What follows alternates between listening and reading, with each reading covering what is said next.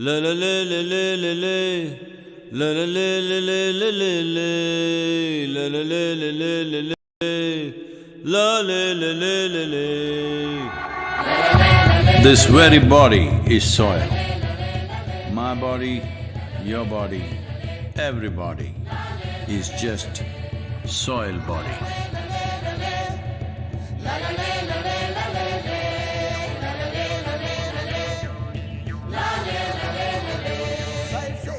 നമസ്കാരം. നമ്മളിപ്പോൾ ഉള്ളത് നെതർലാൻഡ്സിലാണ്. നെതർലാൻഡ്സിലെ ഡെൻഹാഗിലുള്ള ഗാന്ധി സെൻറ്ററിലാണ് നമ്മളിപ്പോൾ ഉള്ളത്. ഇവിടെ സദ്ഗുരു ജഗി വാസുദേവ് ഏത് നിമിഷവും എത്തിച്ചേരുന്നതാണ്.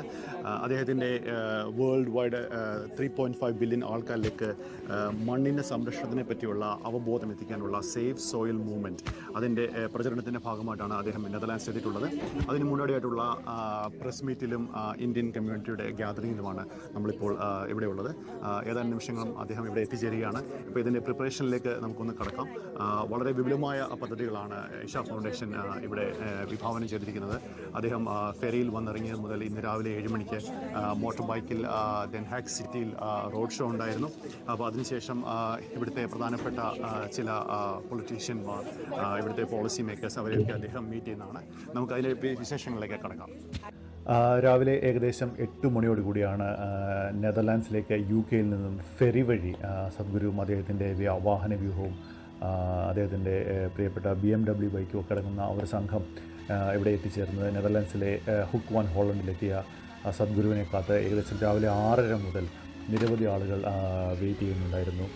പരമ്പരാഗതമായ ഡ്രസ്സുകൾ അണിഞ്ഞ് നിരവധി പ്ലക്കാർഡുകളും സേവ് സോയിലിനെ പറ്റിയുള്ള അവബോധങ്ങൾ അടങ്ങിയ ടീഷർട്ടുകൾ, ക്യാപ്പുകൾ, ബാനറുകൾ എന്നിവയൊക്കെ ധരിച്ചുകൊണ്ട് ഹോളണ്ടിൻ്റെ ചരിത്രപരമായ സംസ്കാരപരമായ ചിഹ്നങ്ങളും ഏന്തി റോഡിൻ്റെ ഇരുവശത്തും നിരവധി ആളുകളാണ് നെതർലാൻഡ്സിൽ സദ്ഗുരുവിനെ വരവേറ്റത്. ഇതുകൂടാതെ റൈഡ് ഫോർ സോയിൽ റോഡ് ബൈക്കേഴ്സിൻ്റെ ഭാഗമായിട്ട് ഒരു ഗ്രൂപ്പ് ആളുകൾ റോഡ് ബൈക്കേഴ്സ് അവരുടെ ബൈസൈക്കിൾ വഴി ഒരു ചെറിയ പദയാത്ര പോലെ നടത്തിയിരുന്നു. അതിനുശേഷം സദ്ഗുരു വന്നിട്ട് ride for soil city bikers അവർ സിറ്റിക്കകത്ത്, ഡെൻഹാഗിന് സിറ്റിക്കകത്ത് അദ്ദേഹത്തിൻ്റെ വാഹനവ്യൂഹത്തോട് ചേർന്ന് തന്നെ പിന്നീട് ഒരു പര്യടനവും നടത്തുകയുണ്ടായി. റോഡിൻ്റെ ഇരു വശങ്ങളിൽ നിന്നും സ്റ്റാൻഡ് ഫോർ സോയിൽ, അതായത് നമുക്ക് നിന്നുകൊണ്ട് തന്നെ അദ്ദേഹത്തെ കൈവീശി ഗ്രീറ്റിങ്സ് ചെയ്തുകൊണ്ട് നെതർലാൻഡ്സിൻ്റെ കൊടികളും സേവ് സോയിലിൻ്റെ ബാനറുകളൊക്കെയുമായി നിരവധി ആളുകളാണ് ഡെൻഹാഗ് സിറ്റിയിലും അദ്ദേഹത്തെ പിന്നീട് വരവേറ്റത്. അതിനുശേഷം അദ്ദേഹം കുറച്ച് പ്രൈവറ്റ് ഈവൻറ്റുകൾക്കായിട്ടും നെതർലാൻഡ്സിലെ ചില പൊളിറ്റീഷ്യന്മാരെയും പ്രൈവറ്റ് ഈവൻറ്റുകളെയും ഈ ഒരു സേവ് സോയിൽ മൂവ്മെൻറ്റ് അതിനെ ഏറ്റവും കഴിയുന്ന വിധത്തിൽ പുഷ് ചെയ്യാൻ ഇൻഫ്ലുവൻസിങ് പവറുള്ള നിരവധി ആളുകളെ കാണുവാനായിട്ടും അദ്ദേഹം പിന്നീട് തിരിച്ചു. അതിൻ്റെ കൂടുതൽ വിശേഷങ്ങളിലേക്ക് നമുക്ക് കടക്കാം. അദ്ദേഹത്തിൻ്റെ ഈ തിരക്ക് പിടിച്ച ഈ ഷെഡ്യൂളിനിടയ്ക്കും നെതർലാൻഡ്സിലെ ഡെൻഹാഗിലുള്ള ഗാന്ധി സെൻറ്ററിൽ ഇന്ത്യൻ കമ്മ്യൂണിറ്റിക്ക് വേണ്ടിയിട്ട് ഒരു പ്രൈവറ്റ് ഗ്യാതറിങ്ങിനും അതുകൂടാതെ മാധ്യമപ്രവർത്തകരുള്ള ഒരു മീഡിയ ബ്രീഫിങ്ങിനും ഒക്കെ സദ്ഗുരു സമയം കണ്ടെത്തി എന്നുള്ളത് വലിയൊരു കാര്യമായി തന്നെ എടുത്തു പറയേണ്ടി വരും. ഏകദേശം 1 മണിയോടുകൂടി ഗാന്ധി സെൻറ്ററിൽ, ഇന്ത്യൻ എംബസിയുടെ ഗാന്ധി സെൻറ്ററിലെത്തി അദ്ദേഹം തത്വമയി ഉൾപ്പെടെയുള്ള ചില തിരഞ്ഞെടുക്കപ്പെട്ട ചാനലുകൾക്ക് എക്സ്ക്ലൂസീവായിട്ടുള്ള അദ്ദേഹത്തിൻ്റെ പ്രൈവറ്റ് ഇൻ്റർവ്യൂ നൽകിയിരുന്നു. സദ്ഗുരു അദ്ദേഹത്തിൻ്റെ വളരെ ടൈറ്റായിട്ടുള്ള ഈ ഷെഡ്യൂളിനിടയ്ക്കും തത്വമയോട് പ്രൈവറ്റ്ലി സംസാരിക്കുവാൻ, മീഡിയ ബ്രീഫിംഗ് നൽകുവാൻ സമയം കണ്ടെത്തിയെന്നുള്ള ഒരു സന്തോഷവും ഇവിടെ പങ്കുവയ്ക്കുകയാണ്. അതിൻ്റെ വിശദമായ ഇൻ്റർവ്യൂ നമ്മൾ കുറച്ച് ദിവസങ്ങൾക്ക് മുമ്പ് സംപ്രേഷണം ചെയ്തിരുന്നു. അത് താഴെ ഇതിൻ്റെ കമൻറ്റ് ബോക്സിൽ നിങ്ങൾക്ക് എല്ലാവർക്കും കാണാവുന്നതാണ്. അതുകൂടാതെ അദ്ദേഹം എല്ലാ വിധമായ ക്വസ്റ്റ്യൻ ആൻസറുകൾക്കും വളരെ കൃത്യമായ ഉത്തരങ്ങളും നിർദ്ദേശങ്ങളും ഞങ്ങൾക്ക് നൽകി. മണ്ണിൻ്റെ ഫലപുഷ്ടി അത് പോളിസി ലെവലിൽ എങ്ങനെ കൊണ്ടുവരാം, ആൾക്കാരിൽ അവബോധങ്ങൾ എങ്ങനെ കൊണ്ടുവരാം എന്നുള്ളതിനെപ്പറ്റി വളരെ വളരെ കൃത്യമായ സയൻറ്റിഫിക്കായിട്ടുള്ള, എന്നാൽ പുതുതലമുറയ്ക്ക് കൂടി പ്രയോജനപ്പെടുന്ന രീതിയിൽ അടുത്ത തലമുറയ്ക്ക് എന്ത് ചെയ്യാം എന്നുള്ള ഒരു ലക്ഷ്യം മുൻനിർത്തി ഉള്ള പ്രബോധനങ്ങളായിരുന്നു അദ്ദേഹം നൽകിയിരുന്നത്. അതിനുശേഷം നെതർലാൻഡ്സിലെ ഇന്ത്യയുടെ അംബാസഡറായിട്ടുള്ള ശ്രീമതി റീനത്ത് സന്ധുവുമായി സദ്ഗുരു സംഭാഷണങ്ങളിൽ ഏർപ്പെട്ടു. ഗവൺമെൻറ് ലെവൽ എന്തൊക്കെ ചെയ്യാം എന്നുള്ളതിനെപ്പറ്റി അദ്ദേഹം സംസാരിച്ചായിട്ടാണ് ഞങ്ങൾ മനസ്സിലാക്കുന്നത്. ഇതുകൂടാതെ നെതർലാൻഡ്സിലെ തന്നെ നിരവധി പ്രൈവറ്റ് ഇൻഫ്ലുവൻസേഴ്സ്, രാഷ്ട്രീയക്കാർ, അവരെയെല്ലാം സദ്ഗുരു സ്വാധീനിച്ചിട്ടുണ്ട് എന്നാണ് മനസ്സിലാക്കുന്നത്. I think Sadhguru needs no introduction. We all have heard him, we have read about him. Many of you may have already met him, and therefore it is indeed a real honor and privilege that he has found time to join us this afternoon. So Sadhguru is here on a very special mission, which is to raise awareness about soil depletion, and he has embarked on a solo journey to raise awareness and take his message to people across 25 countries covering 30,000 kilometers. And this is not all.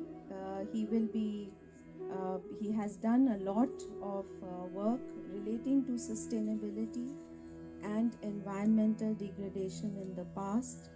So the message that he brings to us is extremely relevant, extremely significant, not only for us but for our future generations. If you came here as any other creature on this planet, stomach full, life settled. Once you come here as a human being, stomach empty, only one problem. Stomach full, 100 problems. Because somehow survival doesn't seem to surface. For a human being, something more needs to happen. In search of that something more and something more, we have turned the world upside down. This damage that's happened on the planet has not happened because of some evil design. Just ordinary people seeking happiness, in pursuit of human happiness, in pursuit of human well-being. We've done this because we are like that proverbial potato farmer. Anybody? Potato farmers? No? Once it happened, a potato farmer wanted to eat some apples. So he went to the apple tree. But out of sheer habit, he started digging the ground, looking for apples. After some time, he was furious that there were not enough apples there, or there were no apples there, so he dug so furiously the tree came down upon him. That's our story right now. In pursuit of happiness, in pursuit of well-being, we are ripping the planet apart, hoping somewhere we will find it. Some are wanting to go to heaven to become peaceful and joyful. Some want to dig the earth endlessly. But human well-being, above all human experience, whether it's pain or pleasure, joy or misery, agony or ecstasy, happens only from within you, isn't it so? Hello? Hello? If you don't tell me anything, I'll come and put a pin into you and tell me where is it happening. It doesn't happen somewhere else, it only happens within you. Do you at least see me even if you're not listening, I'm saying? Hello, do you see me? Use your hands and show where I am. No, you're missing the point. This light is falling upon me, reflecting, going through your lenses, inverted image in the retina, you know the whole story. So where do you see me? Within yourself. Where do you hear me? Within yourself. Where have you seen the whole world? Within yourself. Anything that ever happened to you happened within you. But in search of pleasantness of experience and profoundness of experience, we are ripping the planet apart, thinking it's going to happen that way. This is a clear case of a potato farmer digging for apples. What happens within you, you're trying to squeeze it out of the planet or the world or the people around you, and it is endless amount of damage. As we become more and more capable with technologies, as we become more and more empowered with all kinds of new machines, our ability to cause damage is just multiplying. But after all this rip-off of the planet, Are human beings any more peaceful or any more joyful or any more anything? No, a whole lot of people say peace means they say divine peace. Joy means they say divine joy. Love means they say God is love. I just want to remind you, it's a secret. These are all things human beings are capable of, but some people have exported it to heaven. Hello? You're capable of being peaceful, you're capable of being joyful, you're capable of being loving when you're willing, yes or no? All of you have experienced one moment of peace, joy, ecstasy, blissfulness, at least one moment? So you're capable. The problem is only sustainability. You're not able to be like that for 24 hours of the day. That's the only issue, right? So for this, we're doing all the damage we're doing. I want you to understand, because the moment you say anything ecological or environmental, whom should we punch in the face? Come on, tell me, who is it? All of us. Some more, some less, but every one of us are consumed, isn't it? So this is a movement, Save Soil movement, is about making people understand it doesn't matter what nation you identify with, it doesn't matter what religious beliefs you have, doesn't matter what political philosophies you believe in, doesn't matter what race or caste or creed or gender you are, we all come from soil, live off soil. When we die, at least we go back to soil. The choice is only that if we get it now, that we are… the very body that we carry is soil, if we get it now, we can do something very important in the next few years. Or if you are determined to get it only after you're buried, then also you're still useful, but we can't turn it around. Why I'm saying we can't turn it around is, the loss of the biodiversity in the world is happening at a pace where UNFAO says on an average 27,000 species of organisms are going extinct per year. At this pace if we go, in about 30 to 40 years' time, we'll reach a place, if we want to regenerate the soil, it will take 150 to 200 years. You know what kind of disaster that is. But if we attempt now, in another 10 to 15 years' time, we can turn this around. This is why, as a generation of people, this becomes very, very important that we act now. Do we want to be that generation which turned humanity away from the brink of a disaster?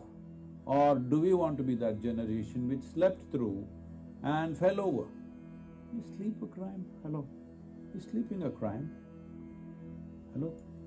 If some police catch you and ask, did you commit this crime? You'll say, no, I was sleeping. Sleep is not a crime, isn't it? But if you sleep through your life will be a disaster. It's time to wake up, because this is not a joke anymore, because by 2045 we will be producing 40% less food than what we are producing right now. That is an established fact. In the last 20 years, the increase of desertification on the planet is about 10% of the planet. 10% of the land area has turned to desert in the last 25 years. If you don't understand what I'm saying, just look up the Google Maps. You will see how the desert is spreading across the world. So, oh, how can desert come here? Well, do you think Saudi Arabia is a desert? Hello? It is. About 8 to 10,000 years ago, Saudi Arabia was a rainforest. Now it's a desert. The Thar Desert in India was a very fertile, deciduous forest. Just now it is desert. So desert happens, it is not always there, and we can cause it and make it happen much faster, and that's what we're doing right now. So enhancing soil organic content to at least 3 to 6% will keep the soil alive. First and foremost thing is to understand, I've been talking to various agricultural ministries in the world, and I'm shocked to see that everybody is treating soil as an inert material that they can manage by adding this and adding that. No, it's a living system. It is the most complex living system on the planet. If you don't treat it that way, if you do not nurture it that way, future generations won't have soil. Oh, what is the problem if they don't have soil? Well, the very body that you carry is soil, that's what it means. Every worm, insect, animal, bird, tree, plant, man, woman, everything that you see as life around you is a product of this soil, isn't it? Hello? If we destroy this fundamental ingredient of life, if we destroy this most important link in this carbon chain which is the basis of all life that's happening on this planet, we will be in that kind of situation. You know, in India there is a proverb which talks about a man who is busy hacking the branch of a tree, sitting on the wrong end of the branch. When he succeeds, he will fall. Right now that's how we are going. When we succeed, we will fail. That's not nice. When we succeed, we must taste success, isn't it? Not a fall. Right now, we have designed our economies, we have designed our agriculture in such a way, when we succeed, we will fall. That is a silly way of doing it. For over 12,000 years, southern India has had agricultural history. 12,000 years they've been farming the same land, but they kept it well. In the last 50 years, we are nearly becoming a desert because today 62% of India's soil has only 0.5% organic content, which is just verge of desertification. Northern Europe, where you are, it's on an average of 2%, which is not good for a temperate climate. Southern Europe is a shade over 1%, not at all good. Only advantage you have where things may happen more slowly here is, you're using the land only for 4 to 5 months in a year. Rest of the time it's either snow-covered or otherwise, so the deterioration may not happen as rapidly as it happens in tropical lands where we use the land 12 months of the year. But that is not going to be the saving grace. We must understand when it comes to soil, when it comes to ecology, your national boundaries mean nothing. Your race, religion, nonsense means nothing, because life is not happening in that way. This is all happening in human head. Life is happening as one big, massive phenomena. If that phenomena, if we do not respect, we will definitely pay a price. When I said 40% less food by 2045, what does it mean?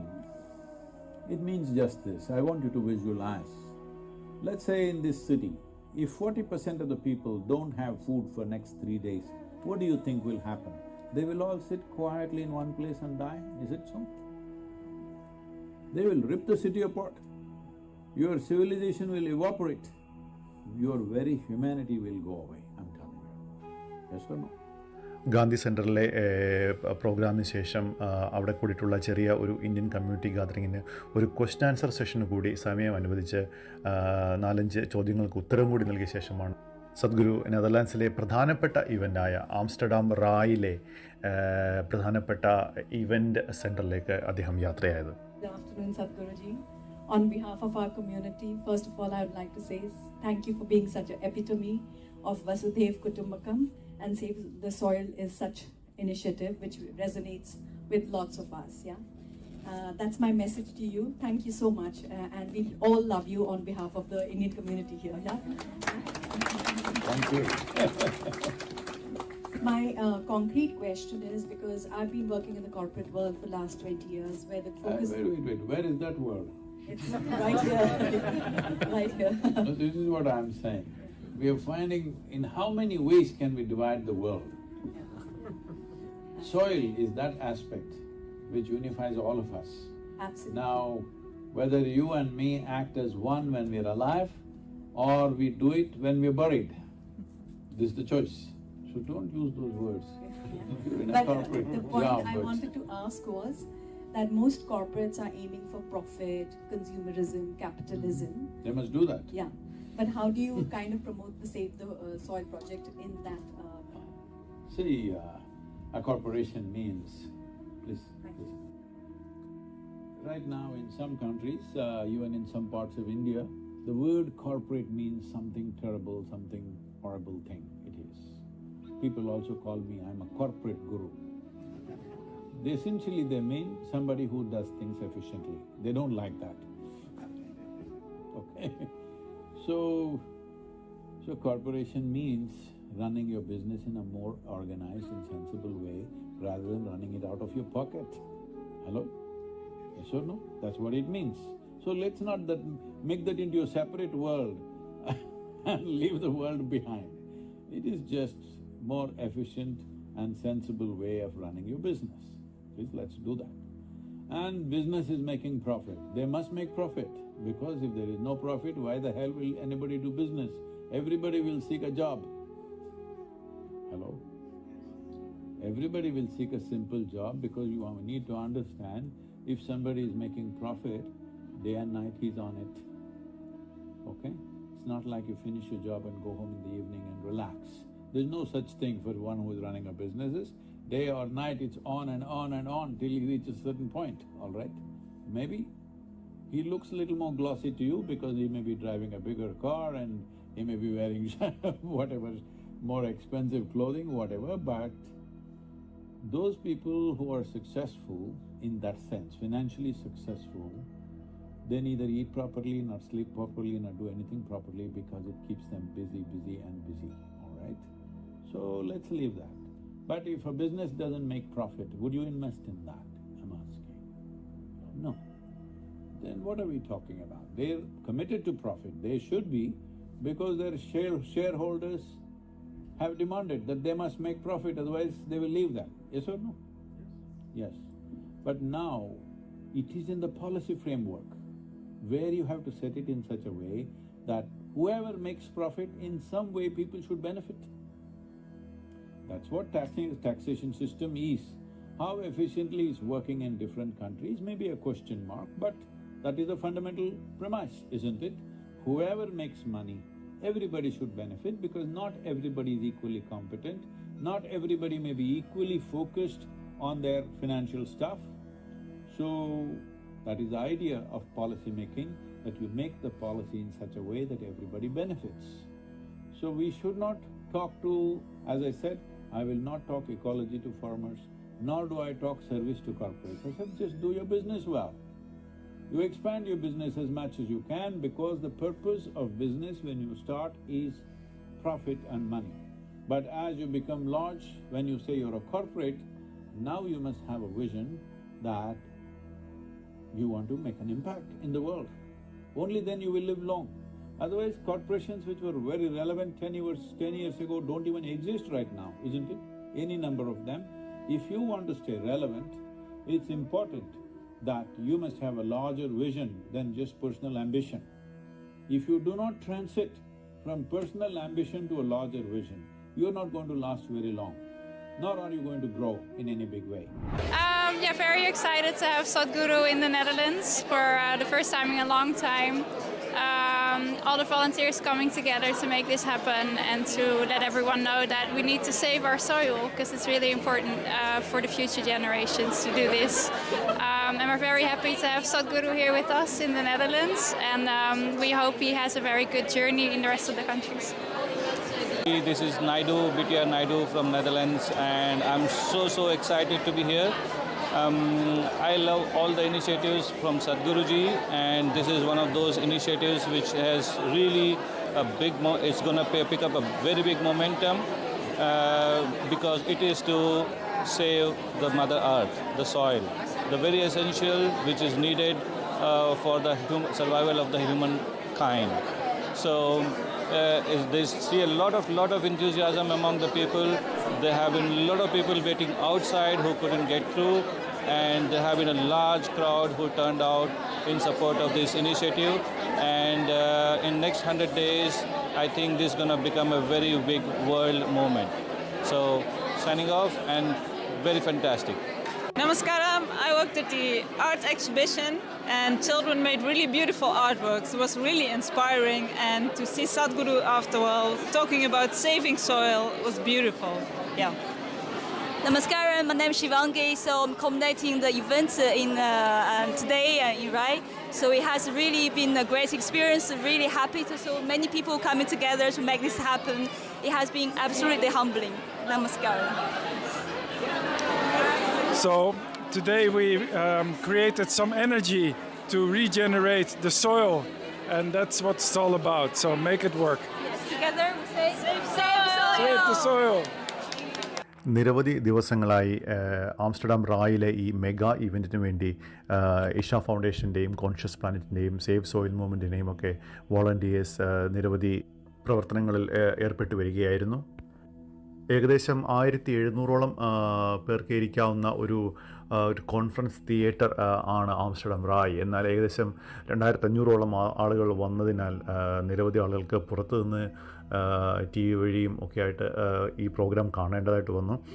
Amsterdam റായിലെ ഇവൻറ്റിനെ കുറിച്ച് പറയുകയാണെങ്കിൽ നൃത്തം, സംഗീതം, നിരവധി എക്സിബിഷനുകൾ, കുട്ടികളുടെ ബൂത്തുകൾ, കലാകായിക വിരുന്നുകൾ, മണ്ണിനെ സംരക്ഷിക്കേണ്ടതിനെ പറ്റിയുള്ള നിരവധി സെമിനാറുകൾ, അത് സെൽഫി എടുക്കാനുള്ള ഫ്രെയിമുകൾ, മണ്ണിനെ പറ്റിയുള്ള അവബോധം, അങ്ങനെ നിരവധി ക്രിയേറ്റീവായിട്ടുള്ള പല മേഖലകൾ ഉൾപ്പെട്ട പല കലാ സാംസ്കാരിക രംഗങ്ങളിൽ നിന്നുള്ള ആളുകളുടെ അവരുടെ കോൺട്രിബ്യൂഷൻസ് ഉൾപ്പെടുത്തിയിട്ടുള്ള ഒരു എക്സിബിഷൻ മേള തന്നെയായിരുന്നു ഈ ആംസ്റ്റർഡാം റായ് തിയേറ്ററിൻ്റെ ചുറ്റുമുള്ള ആ വശങ്ങൾ. നടിയും ഗായികയുമായ കേരിസ് വൻ ഹൗട്ടൻ, നമുക്കറിയാം ഗെയിംസ് ഓഫ് ത്രോൺസ് പോലെയുള്ള സീരീസിൽ പ്രസിദ്ധയായ കേരിസ് വൻ ഹൗട്ടൻ ആയിരുന്നു സദ്ഗുരുവിനെ സ്റ്റേജിൽ ഇൻ്റർവ്യൂ ചെയ്തത്. നിരവധി ഉത്ബോധനങ്ങൾക്കപ്പുറം ചില ക്വസ്റ്റ്യൻസിന് ആൻസറുകൾ നൽകുവാനും അദ്ദേഹം സമയം കണ്ടെത്തി. ഇതുകൂടാതെ സംഗീത നിശയും ഡാൻസും ഉൾപ്പെടെയുള്ള സേവ് സോയിൽ മൂവ്മെൻറ്റിനെ ഒരു ലോകത്തിലെ ഒരുപക്ഷെ ഏറ്റവും വലിയ വോളണ്ടറി ഓർഗനൈസേഷൻ ആക്കി മാറ്റുന്ന രീതിയിലുള്ള ഒരു പ്രവർത്തനങ്ങളാണ് പൊതുവിൽ നമുക്ക് കാണാൻ കഴിഞ്ഞത്. അതിൻ്റെ കുറച്ച് വിശേഷങ്ങളിലേക്ക് നമുക്ക് കടക്കാം.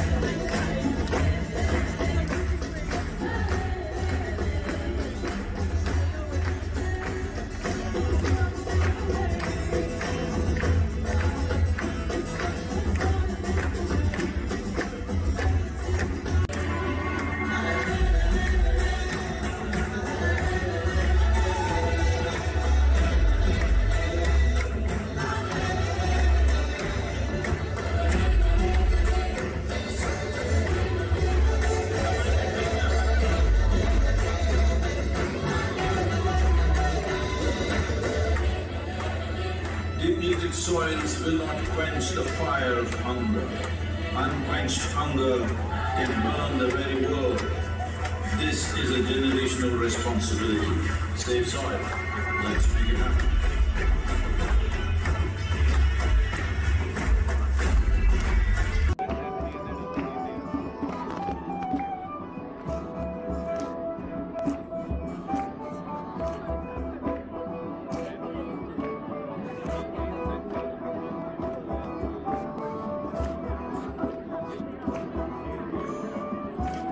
ഒരു ദിവസം നീണ്ടുനിന്ന വളരെ വളരെ വിപുലമായ വളരെ ചാർജിംഗ് ആയിട്ടുള്ള ഒരു ദിവസമാണ് സദ്ഗുരുവിനൊപ്പം ഇവിടെ കടന്നുപോയത്. യൂറോപ്പിലെ തന്നെ യാത്രയുടെ ഭാഗമായിട്ടുള്ള രണ്ടാമത്തെ ദിവസത്തെ യാത്രയായിരുന്നു നെതർലാൻഡ്സ് ഉണ്ടായിരുന്നത്. ഇന്നലെ UK-യിലായിരുന്നു. ഇവിടെ നിന്ന് സദ്ഗുരു ബെൽജിയത്തിലേക്ക് പോവുകയാണ്. സേവ് സോയിൽ മൂവ്മെന്റ് ഒരു വളരെ അതിശയിപ്പിക്കുന്ന 3.5 ബില്യൺ ആൾക്കാരിലേക്ക് അവയർനെസ് എത്തിക്കുന്ന ഗവൺമെന്റ് ലെവൽ പോളിസി മേക്കിംഗ് ഒക്കെ നടത്താൻ പോകുന്ന ഒരു വലിയ മൂവ്മെന്റ് ആയിട്ടാണ് പോകുന്നത്. അതിന്റെ എല്ലാ പ്രതിഫലനങ്ങളും നമുക്കിവിടെ കാണാനുണ്ട്. നെതർലാൻഡ്സിലെ ആംസ്റ്റർഡാമിൽ നിന്നും camera person Mithun Hariharan, BTR Naidu, Divya എന്നിവർക്കൊപ്പം Ratheesh Venugopal, Tatvamasi news and TV networks.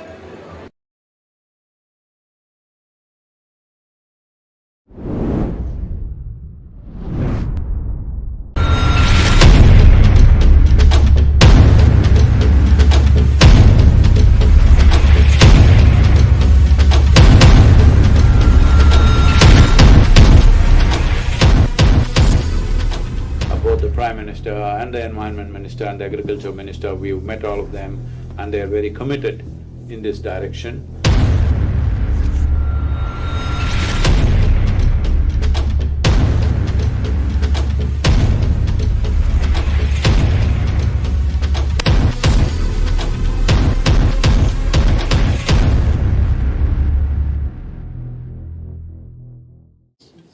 Namaskaram, Sadhguru.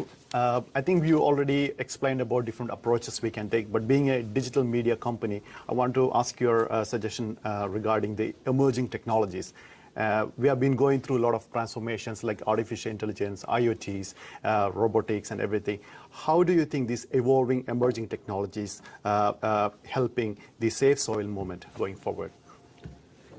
See, any large-scale movement if we have to do, data management becomes an important part of it for effective use of whatever resources we have. I think in that context, artificial intelligence and related technologies will be very useful. Right now, we have this in Karnataka. Karnataka government has given subsidy for every tree that a farmer plants in his land. This subsidy is growth-related. That is, every year the farmer has to take a photograph of the tree and post it on the website. If you post it on the website, growth-related subsidy, within a few hours, that is within 10 to 12 hours' time, money goes into his account straight away. So now we are encouraging or inspiring millions of farmers to go for this because this is additional income for all of them, and some of them plant only in the boundaries. Generally, we are suggesting at least 10% of your land should be trees. This is not just about trees because trees, if you have enough trees, you don't have to plow the land. The roots will do all the plowing and oxygenation process, and it gives you all the organic content you need, because the organic content can only come from the green litter from the vegetation and animal waste. Animals have gone out because machines have come into the picture, and trees have gone out because many people thought it will eat up all the fertilizer and stuff like that. Today, if you fly from Delhi to Chennai and look out the window continuously, you will see you're flying over a brown desert. 62% of India's land. The organic content is below 0.5%. That is on the verge of being a desert.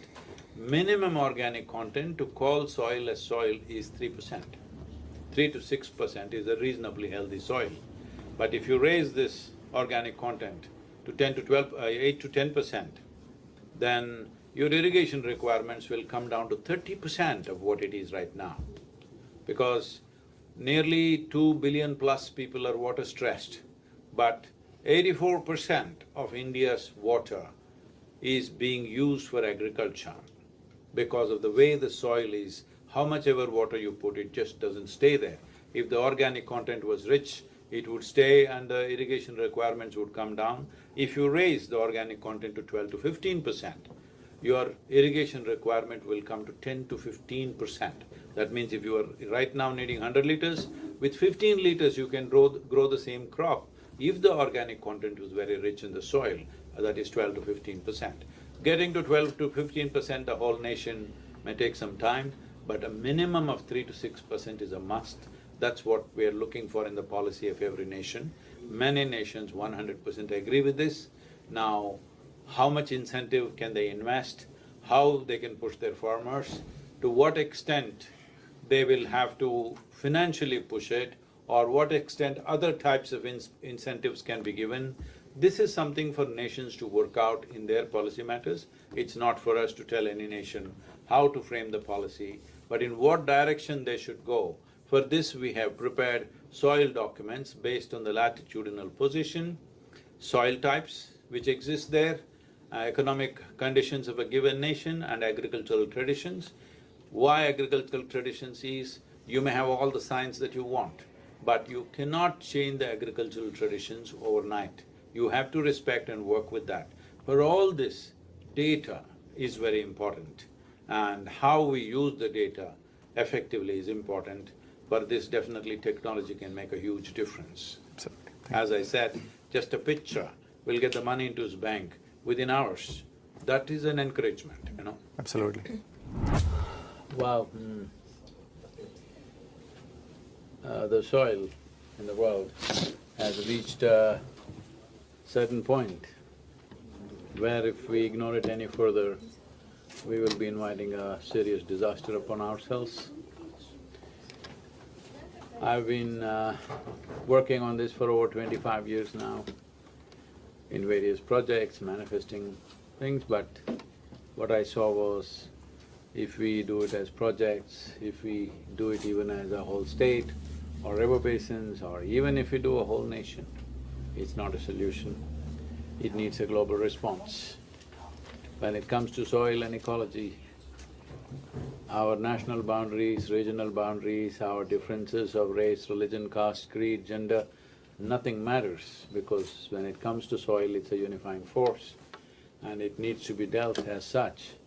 So as a part of this Save Soil movement, what is wrong with our soil?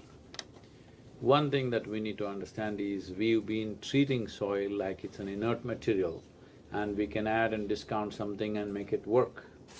This has been the fundamental mistake. Soil is one of the most complex, not one of the, is the most complex living system on the planet. Trillions of organisms, thousands and thousands, hundreds and thousands of species of organisms which make that system function. While people are looking at it as something, a subject, it's not a subject, it is a source of who we are. Whether life is in the form of worms or insects or birds or animals or plants and trees or human beings, everything comes from soil and everything sustains upon soil and everything goes back to soil. But somehow in the last, I would say 50 to 100 years, we have treated this soil so badly because we are looking at things like keyhole and thinking we can fix this, we can fix that.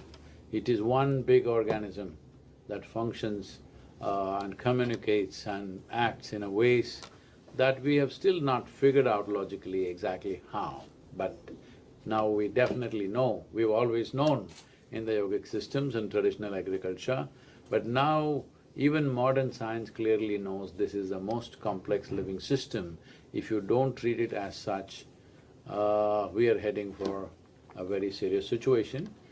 I can go on throwing various horrible facts at you, but instead of that, the simplest thing is this, because human beings are moved from their own instincts of survival rather than care for life around them, unfortunately. So every responsible scientist is clearly saying that by 2045, we'll be producing 40% less food and our populations will be over 9 billion. That's not a world you want to live in.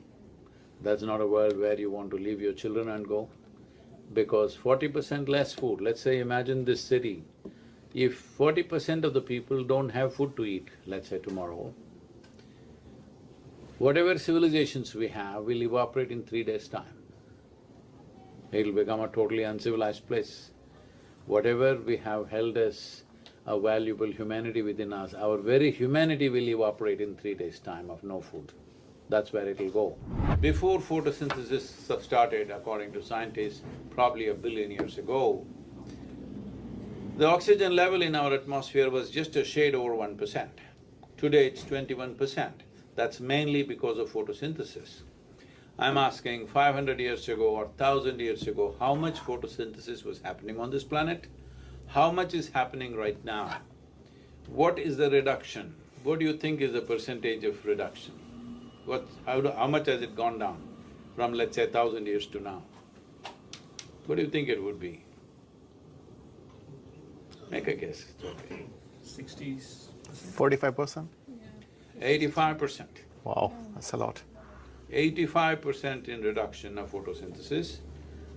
This is slow death for all life on this planet. When will it happen? Will it happen to us? Will it happen to our children? Will it happen to the next generation? That's the only thing. The real thing is we have worked ourselves to a suicide. This can be reversed. Right now if we act, it can be reversed. In what form it comes is not the matter. The ground or the soil must be covered with something green. It can be our own crops that we use, cover crops, bushes, trees, whatever. It must be covered with greenery. This is very, very vital. Without this we cannot revive. Of course, there are many other technologies where we can do better application and hasten the process, but if you do something as simple as cover crops for all the lands, that no land is left empty, always there is a cover crop. With the right kind of incentives, farmers will definitely do it. So policies have to be formed that minimum 3 to 6% organic content should be there. If you own land, you must have that much organic content. It's just like in the city, if you have land, if you have, let's say, 10,000 square feet of land, how much you can build is determined by the state, not by you, isn't it? If you build more, they will come and demolish it. But if you have 100 acres of land, you can plow every inch of it, turn it into a desert in 10–15 years' time. There is no law even to ask you, why did you do this? So we need laws, initially with incentives, with nudges. Well, as things get worse, maybe it has to become mandatory and punitive also. But I hope we don't go there. I feel with incentives we can work this out in the next 10–15 years' time. And that's what the Save Soil is about. This is not against any aspect, any particular lobby. This is not about this industry, that industry. I feel all of us together have brought this planet to this place, and it takes all of us to turn this around. Nobody should be left out. This is not a fight. This is a commitment, this is a responsibility, an expression of our responsibility. And I think as a generation of people, we have to do it, because either we can be that generation which turned back from the brink of a disaster, or we can be that generation which allowed it to happen and fell over. In India, we changed the river policy or the recommendation policy for how to manage tropical rivers in India. So, this document, which is 760 pages, what we wrote when we handed it over to the Prime Minister, within 3.5 months, this became the recommended policy after it went through the scientific hoops and the administrative hoops what it has to. 6 states have been going at it a little proactively, but all that largely has been abandoned except in 1 or 2 states during the corona season, that these 2 years it's been a little bit of a hold-up. But others have not done much, they're waiting for something really… we need a disaster to propel us we're there, but fortunately, as we started manifesting this Rally for Rivers policy in the Kaveri Basin as a physical project. So it is 83,000 square kilometers and 5.2 million farmers live and work here. So looking at the success of the project, UNCCD and a few UN agencies have joined us as our partners, and they see this as a proper solution for the tropical world.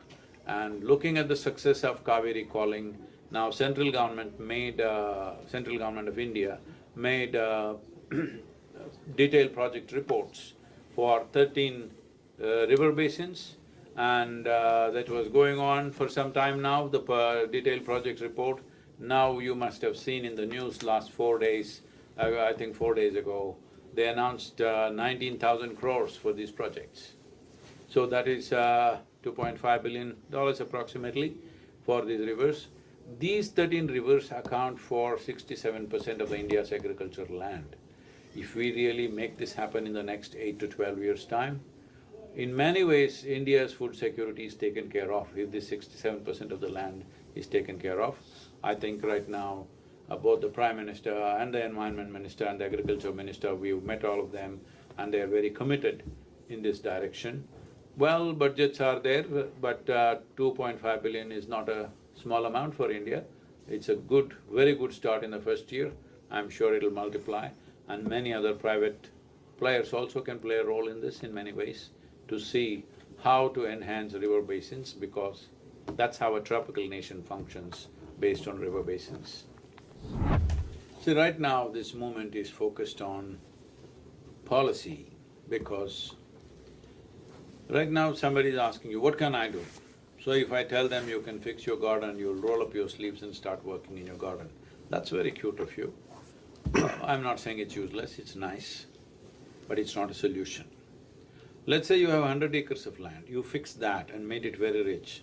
Wonderful, but still not a solution. Solution is only when it's enshrined in the policy.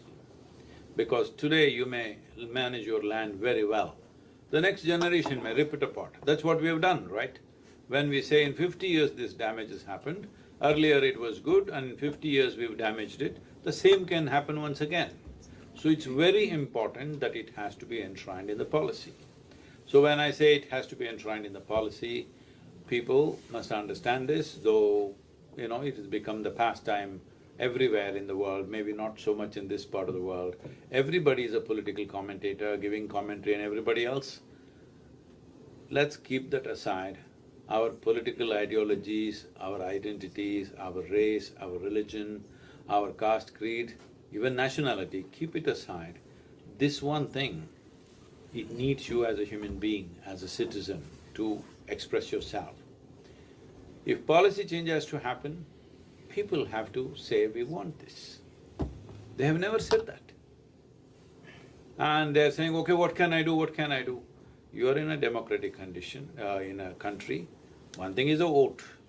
I will not enter that place, that is your private, it's a secret ballot, it's for you to vote whoever you want.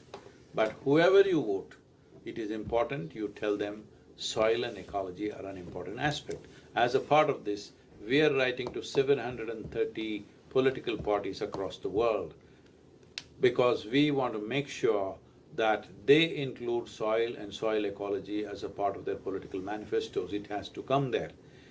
For this to happen, we want 60% of the world's population to say yes to Save Soil movement. So they don't have to support me, they don't have to run behind me, no. For next 100 days, they must talk about soil. If everybody talks about soil, soil becomes the narrative, no government, no political party will ever ignore it, because in a democracy, numbers are the only real currency. So that's what they should do right now. Stand up and raise their voice and say it, not in anger, this is not a fight, this is not an agitation, this is not a protest. This is an opportunity for every human being to stand up and express their responsibility as a responsible citizen of this world. If I may add, the relevance for today is a World Water Day. Do you have, because it's tightly interdependent, right? Water, depleted soil cannot absorb water. Well, Sadhguruji, what is your envision for this connection? How do we take it for As I told you, see, one important thing is, how much water you had 1,000 years ago, today how much water you have on the planet, it's not even changed by a drop. Do you think the water went away to Moon or Mars? No, it's there. No, it's here only. It may not be in a place where you want it, that's the only problem, right? Yeah. It may be somewhere else, but it's somewhere here in the atmosphere, isn't it? So to get it to the right place, one most important thing is soil must be alive, living, solidly reverberating. If that happens, water will be in the right place. Where is the right place? If you go into your rainforest, not with any implement, just with your 2 fingers, if you dig like this, you will see within 3 inches it'll be damp. That's what should happen to the entire world's soil. This is all the plants are asking for. If the plants are happy, animals are happy, if animals are happy, you are happy, or even without the animals you can be happy. But I'm saying this is a cycle, this is a food chain. Now you remove the fundamental and then you try to build a world on top of it. That's not going to work. What happened to us is just this. Some nutrient deficiencies were there in certain soils. Somebody brought you this powder, which is magic powder. Literally it is magic powder, I'm talking about fertilizer. If you throw it into the land, boom, your crops just burst out like that. In many places, the yields went up 300% because of the fertilizer. So how can you give it up? Everybody got very attached to it. But what they forgot was, the soil was rich, little extra nutrient did things to you. It's just like you're quite healthy, but if you go to the doctor, he says your iron is little not nice, your calcium is not nice, okay, I'll give you 2 pills for next 2 months. You took these 2 pills and felt really wonderful tomorrow morning, and then you thought you don't have to eat anymore, instead of 2 I will eat 20 pills and I'll be doing great. This is exactly what we have done with the soil. We need to understand this is not against fertilizer, this is not against anything. Just that keep the soil alive and do whatever you want. Whatever kind of farming you want, you do it. But the soil must be alive. First of all, we must recognize and understand soil is a living system. And we must keep it that way and hand it over to the next generation that way, because we are not here for good. Thank you. Thank you, Sadhguru.